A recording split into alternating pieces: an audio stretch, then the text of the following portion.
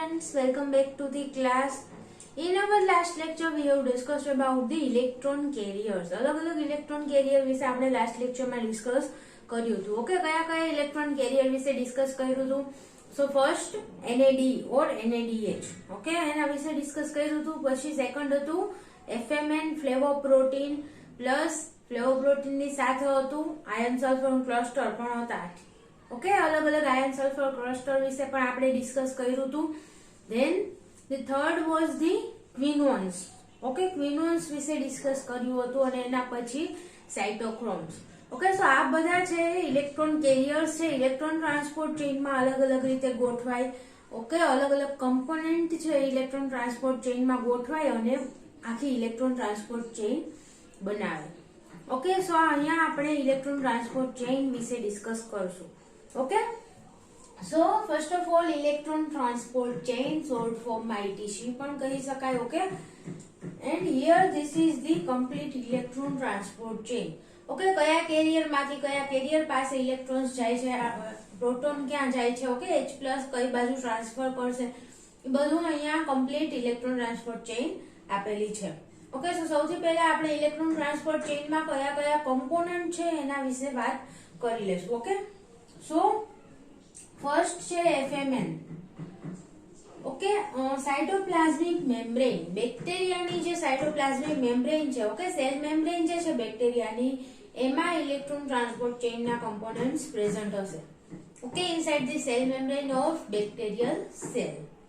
સો આ જે છે એ શું છે, cell membrane or cytoplasmic membrane. Okay, એમાં બધા જ કમ્પોનન્ટ છે ઇલેક્ટ્રોન ટ્રાન્સપોર્ટ ચેઇનના એ પ્રેઝન્ટ હશે. So first FMN, okay, flavin mononucleotide. Then FES, iron sulfur cluster પણ present હશે electron transport chain માં. Okay, then next is the quinone.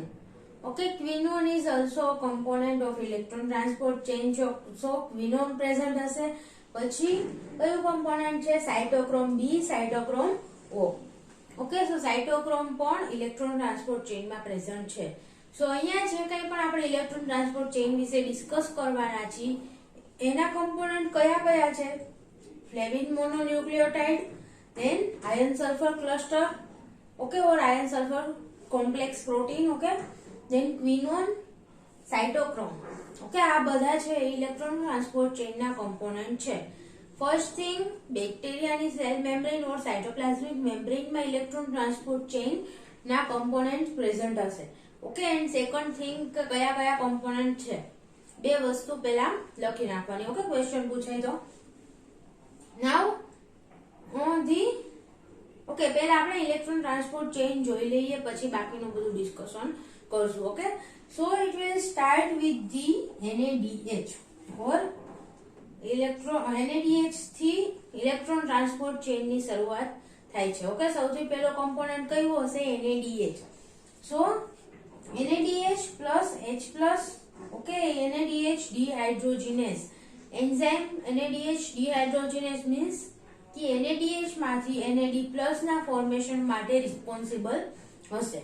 Okay, NADH dehydrogenase કે NADH માંથી હાઇડ્રોજન મોલેક્યુલ્સ છે એઝ અ પ્રોટોન રિલીઝ થઈ જશે and electrons જે NADH કેરી કરે છે, બે ઇલેક્ટ્રોન હશે NADH પાસે. ઓકે, સો NADH માંથી બે hydrogen molecules plus 2 electron molecules છે એ રિમૂવ થઈ જશે અને ઈ ઇલેક્ટ્રોન ટ્રાન્સપોર્ટ ચેઇનના ફર્સ્ટ કોમ્પોનન્ટ પાસે જશે.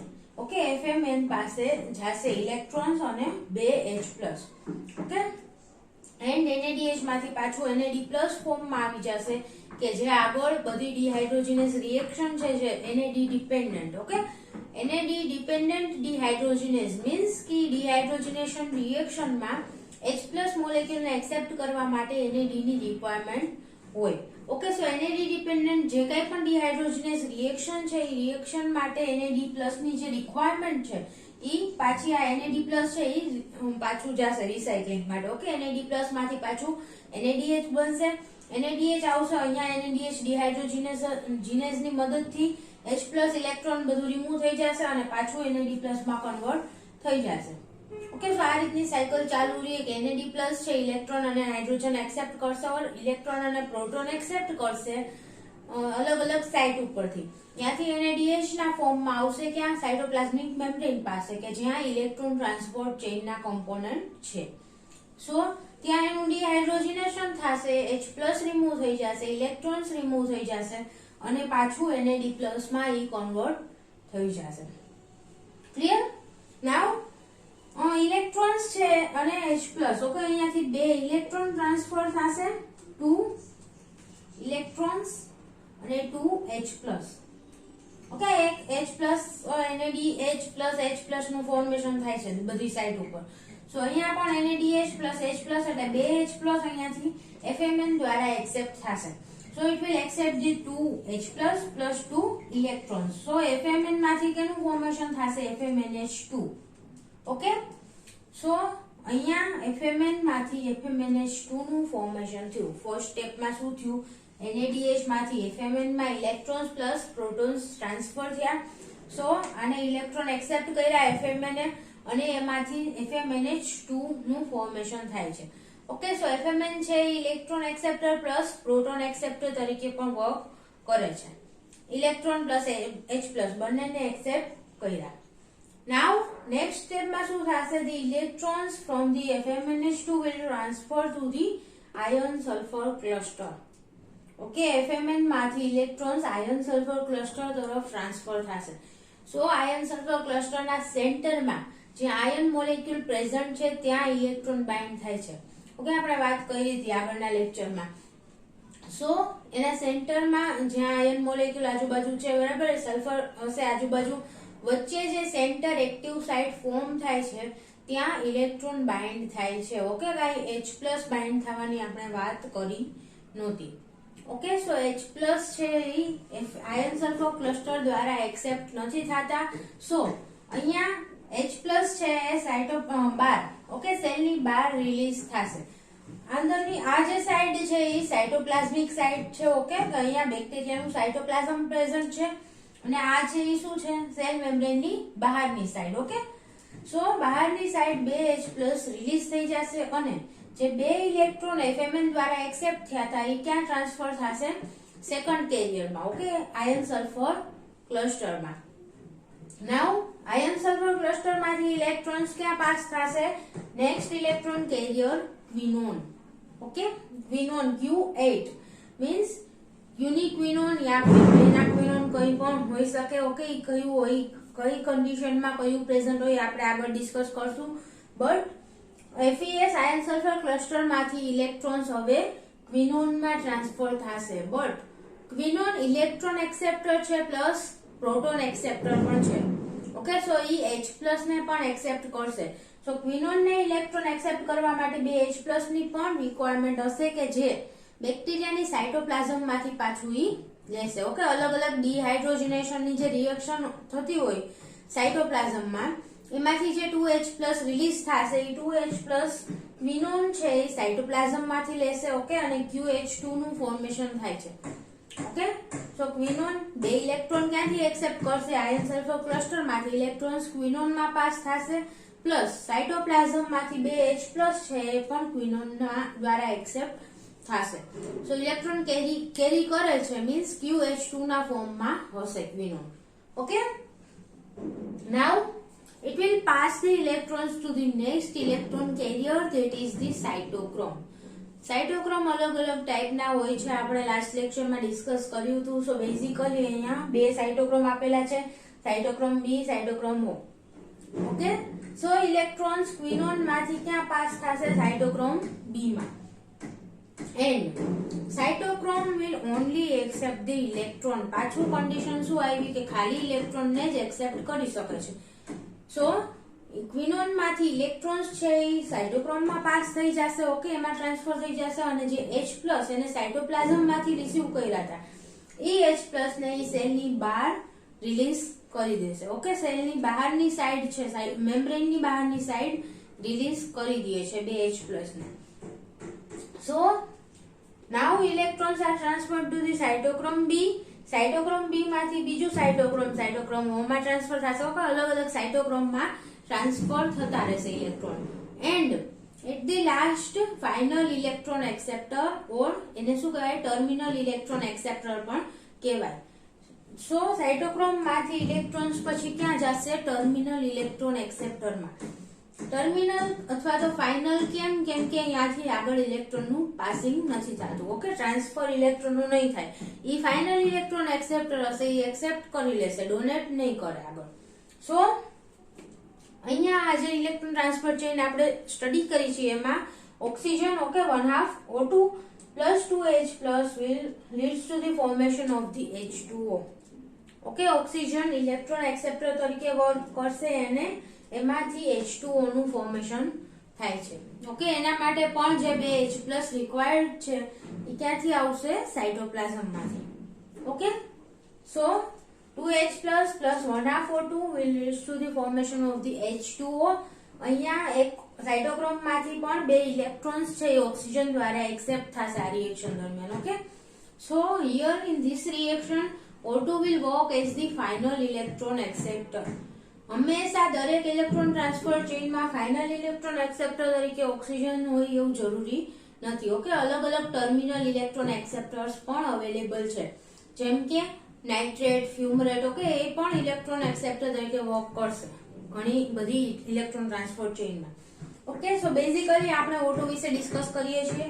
સો this is the O2 final electron acceptor, જે ઇલેક્ટ્રોન એક્સેપ્ટ કરી લેશે.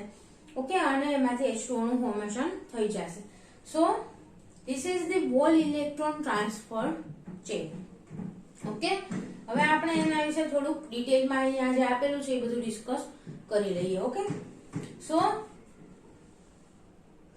respiratory system is branched at the dehydrogenase and terminal oxidase site.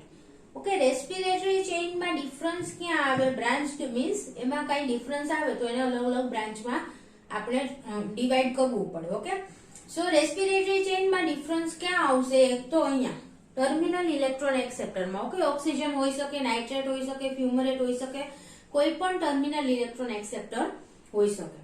Okay, સો એના આધારે આપણે રેસ્પિરેટરી ચેઇનને અલગ અલગ ડિવાઈડ કરી શકીએ. Okay, second ડિહાઇડ્રોજિનેસ. ઓકે, અહીંયા જે NADH છે એ કયા ડિહાઇડ્રોજિનેસ દ્વારા ફોર્મ થયું છે. ઓકે, કઈ રિએક્શનમાં NADH ફોર્મ થયું છે ઈ રિએક્શન. ઓકે, ઈ ડિહાઇડ્રોજિનેસ પણ અલગ અલગ હોઈ શકે, જેમ કે NADH, lactate, succinate dehydrogenase, lactate dehydrogenase. Okay, fumarate dehydrogenase, glycerol three phosphate dehydrogenase. Okay, this all are the different dehydrogenase enzyme કે જે ઇલેક્ટ્રોન ટ્રાન્સફર ચેઇનને ઇનિશિએટ કરવામાં હેલ્પ કરે છે. ઓકે, આ બધી ડિહાઇડ્રોજિનેસ રિએક્શન દરમિયાન H+ ઇલેક્ટ્રોન્સ છે એ રિલીઝ થશે જે NAD દ્વારા એક્સેપ્ટ થાય છે. Okay, so this are the different dehydrogenase કે અહીંયા પણ રેસ્પિરેટરી ચેઇન અલગ થઈ શકે કે કયું ડિહાઇડ્રોજિનેસ એઝ અ ઇનિશિએટર પોઈન્ટ વર્ક કરે છે. ઓકે, કયા ડિહાઇડ્રોજિનેસ દ્વારા ઇલેક્ટ્રોન્સ છે એ રિલીઝ થયા છે. So for example there are some exceptions. Okay, કે બધા ડિહાઇડ્રોજિનેસ છે એમાં NADH નું ફોર્મેશન નથી થતું. આપણે TCA સાયકલમાં પણ ડિસ્કસ કર્યું હતું કે ખાલી NADH નું ફોર્મેશન નથી થતું, ત્યાં FADH2 નું પણ ફોર્મેશન થાય છે. ઓકે, સો કયા એન્ઝાઇમ દ્વારા FADH2 નું ફોર્મેશન થાય છે, succinate dehydrogenase. Okay, so succinate dehydrogenase is directly linked to the FMN. આ જે સેકન્ડ સ્ટેપ નું જે છે ઓકે આપણો કોમ્પોનન્ટ છે FMN એની સાથે ડાયરેક્ટલી લિંક્ડ છે succinate dehydrogenase. So it contain the flavoprotein linked to the second step. Okay, so directly second સ્ટેપમાં ટ્રાન્સફર કરશે ઇલેક્ટ્રોન્સ. ઓકે, જે આ ફર્સ્ટ સ્ટેપ અહીંયા થાય છે NADH માંથી FMN FNH2 નું ફોર્મેશન, ફર્સ્ટ સ્ટેપ આમાં સ્કીપ થઈ જશે. ઓકે, કારણ કે એ ડાયરેક્ટલી ફ્લેવોપ્રોટીન સાથે લિંક્ડ છે. સો FADH2 નું ફોર્મેશન થશે તો it skips the first step of the electron transfer chain. Okay, now quinones are the mobile hydrogen carriers. Okay, quinone જો છે યુનિવર્સલ હાઇડ્રોજન કેરિયર તરીકે પણ આપણે એને લઈ શકીએ. દરેક ઇલેક્ટ્રોન ટ્રાન્સફર ચેઇન છે એમાં મોસ્ટલી ક્વિનોન પ્રેઝન્ટ હશે. Okay, and it is mobile hydrogen carrier means કે એ મૂવમેન્ટ કરતું હશે, સ્ટેબલ ફોર્મમાં નહીં પ્રેઝન્ટ હોય મેમ્બ્રેનમાં. Okay, it can move through out the membrane. So એને H+ ક્યાંથી એક્સેપ્ટ કર્યા હતા? સાઇટોપ્લાઝમિક સાઇટ ઉપરથી. તો ક્વિનોનને આ બાજુ મૂવ કરવું પડે સાઇટોપ્લાઝમિક સાઇટ પર, પછી એને H+ ને રિલીઝ કરવા માટે સાઇટોપ્લાઝમની સેલ મેમ્બ્રેનની બહારની સાઈડ, ઓકે, આ એક્સટેરિયર સાઈડ છે એ બાજુ મૂવ કરવું પડે છે ક્વિનોનને. So it is a mobile electron carrier કે જે મેમ્બ્રેનમાં મૂવમેન્ટ કરી શકે છે. Okay, now under the aerobic condition કયું યુબિક્વિનોન હશે? કયું ક્વિનોન હશે? યુબિક્વિનોન 8. ઓકે, જ્યારે એરોબિક કન્ડિશનમાં ઇલેક્ટ્રોન ટ્રાન્સફર ચેઇન રન થાય છે ત્યારે ક્વિનોન તરીકે કયું હશે? Ubiquinone. Okay, and under the anaerobic respiration, okay, anaerobic કન્ડિશનમાં જ્યારે ઇલેક્ટ્રોન ટ્રાન્સફર ચેઇન રન થશે ત્યારે કયું ક્વિનોન પાર્ટિસિપેટ કરશે? મેનાક્વિનોન. ઓકે, યુબિક્વિનોન, મેનાક્વિનોન, ક્વિનોનના બે ટાઈપ છે. યુબિક્વિનોન ક્યારે વર્ક કરે છે? Under the aerobic condition, and menaquinone will work under the anaerobic condition. Clear? Now the generation of proton motive force. Okay, અહીંયા PMF જનરેટ થાય છે, પ્રોટોન મોટિવ ફોર્સ. કેમ કે જે H+ નું બેલેન્સ છે ઇલેક્ટ્રોન ટ્રાન્સફર ચેઇનમાં વિખાઈ જશે. ઓકે, ફોર એક્ઝામ્પલ અહીંયા બે હાઇડ્રોજન સાઇટોપ્લાઝમમાંથી લીધા. ઓકે, NADH નું ફોર્મેશન થયું, એમાંથી બે H+ ક્યાં રિલીઝ થયા? સેલની બહાર. ઓકે, પાછા યુબિક્વિનોને જે H+ એક્સેપ્ટ કર્યા, ઓકે, ક્વિનોન જે એક્સેપ્ટ કરશે H+ એ ક્યાંથી એક્સેપ્ટ કરશે? સાઇટોપ્લાઝમમાંથી. બટ એને રિલીઝ ક્યાં કરે છે? સેલની બહાર. ઓકે, સો એક્સટેરિયર સાઇડમાં રિલીઝ કરશે. નાઉ અહીંયા પણ H2O ના ફોર્મેશન માટે પણ બે H+ યુઝ થઈ ગયા છે. સો બેઝિકલી સાઇટોપ્લાઝમની અંદર H+ નો યુઝ વધી ગયો. ઓકે, H+ નું કોન્સન્ટ્રેશન ઘટતું જશે સાઇટોપ્લાઝમમાં, અને સેલની બહારની બાજુ H+ નું કોન્સન્ટ્રેશન વધતું જશે. ઓકે, અહીંયા H+ રિલીઝ થાય છે બહાર. સો સેલની બહારની બાજુ શું થશે? H+ નું કોન્સન્ટ્રેશન વધી જશે અને અંદર કોન્સન્ટ્રેશન છે એ ઘટી જશે. સો પ્રોટોન ગ્રેડિયન્ટ જનરેટ થશે. ઓકે, પ્રોટોનનું જે બહારનું કોન્સન્ટ્રેશન છે અંદરનું છે એમાં ડિફરન્સ આવી ગયો, એના લીધે પ્રોટોન મોટિવ ફોર્સ જનરેટ થશે. Okay, now the different organism fuse and ETC with different substrates and terminal electron acceptor. Okay, અલગ અલગ ઓર્ગેનિઝમ, આપણે અહીંયા ઇલેક્ટ્રોન ટ્રાન્સપોર્ટ ચેઇન વાત કરી, બરાબર, આ કમ્પોનન્ટ છે, પણ અલગ અલગ જે ઓર્ગેનિઝમ છે એની અંદર અલગ અલગ ઇલેક્ટ્રોન ટ્રાન્સપોર્ટના કમ્પોનન્ટ યુઝ કરે છે. ઓકે, બધા ઓર્ગેનિઝમમાં સાઇટોક્રોમ B પાર્ટિસિપેટ કરે એવું જરૂરી નથી, બધામાં આયન સલ્ફર ક્લસ્ટર પાર્ટિસિપેટ કરે એવું જરૂરી નથી. ઓકે, સો અલગ અલગ ઓર્ગેનિઝમની અંદર ETC માં અલગ અલગ કમ્પોનન્ટ યુઝ થાય છે, પ્લસ ટર્મિનલ ઇલેક્ટ્રોન એક્સેપ્ટર તરીકે પણ અલગ અલગ કમ્પોનન્ટ હોઈ શકે. ઇવન કોઈ સિંગલ ઓર્ગેનિઝમ છે, ફોર એક્ઝામ્પલ E. coli, તો E. coli ની અંદર પણ અગર આપણે E. coli ને અલગ અલગ એન્વાયરમેન્ટમાં ગ્રો કરી તો એની અંદર પણ અલગ અલગ ઇલેક્ટ્રોન ટ્રાન્સપોર્ટ ચેઇનના કમ્પોનન્ટ પાર્ટિસિપેટ કરે છે. ઓકે, એવું જોવા મળે છે. સો ઇલેક્ટ્રોન ટ્રાન્સફર ચેઇન આપણે અહીંયા ડિસ્કસ કરી, પણ અલગ અલગ ઓર્ગેનિઝમની અંદર જે આપણે સિસ્ટમ જોઈ, ઓકે, અલગ અલગ કેરિયર જોયા, એમાં ડિફરન્સ જોવા મળશે. ઓકે, અને ફાઇનલ ઇલેક્ટ્રોન એક્સેપ્ટરમાં પણ ડિફરન્સ જોવા મળે છે. Clear? Now the oxidation reduction potential, or we can say redox potential. Okay, આપણે આગળ રિડક્શન પોટેન્શિયલ વિશે ડિસ્કસ કર્યું હતું, આખું ટેબલ જોયું હતું. એમાં શું હતું કે જેનું રિડક્સ પોટેન્શિયલ ઓછું છે, ઓકે, જેનું રિડક્શન પોટેન્શિયલ ઓછું છે એવા મોલેક્યુલ્સ પાસેથી ઇલેક્ટ્રોન ક્યાં ટ્રાન્સફર થશે? હાયર રિડક્શન પોટેન્શિયલ વાળા મોલેક્યુલ્સ પાસે. ઓકે, અગર તમે ટેબલમાં નોટિસ કર્યું હોય તો એમાં સૌથી નીચેનું મોલેક્યુલ, ઓકે, એટલે કે સૌથી વધારે રેડોક્સ પોટેન્શિયલ વાળી જે ઓક્સિડેશન રિડક્શન પેર હતી, ઓકે, રેડોક્સ પેર કઈ હતી? ઓક્સિજન. ઓકે, અહીંયા O2 છે એનું રેડોક્સ પોટેન્શિયલ છે એ સૌથી વધારે હતું. મીન્સ કે ઓક્સિજન માંથી પછી ઇલેક્ટ્રોન્સ ક્યાંય પાસ નહીં થાય, કેમ કે એના કરતા વધારે રિડક્શન પોટેન્શિયલ વાળું મોલેક્યુલ હશે તો એની પાસે ટ્રાન્સફર થશે. ઓકે, સો રેડોક્સ પોટેન્શિયલ ઉપરથી આપણે ડિસ્કસ કરી શકીએ કે કયું મોલેક્યુલ માંથી ઓર કયા ઇલેક્ટ્રોન કેરિયર માંથી ઇલેક્ટ્રોન્સ કયા ઇલેક્ટ્રોન કેરિયર તરફ પાસ થાય છે. ઓકે, કોણ એક્સેપ્ટર તરીકે વર્ક કરે છે અને કોણ ડોનર તરીકે વર્ક કરે છે, અથવા તો અલગ અલગ કમ્પોનન્ટ છે એની ઇલેક્ટ્રોન ટ્રાન્સફર ચેઇનમાં સિક્વન્સ કઈ પ્રમાણે હશે એ પણ આપણે ઓક્સિડેશન રિડક્શન પોટેન્શિયલ ઉપરથી ડિસાઇડ કરી શકીએ છીએ. Okay, so this is the basic information about the electron transfer chain. So thank you so much students for watching this video, and if you have any doubt then please ask in the comment box. Thank you.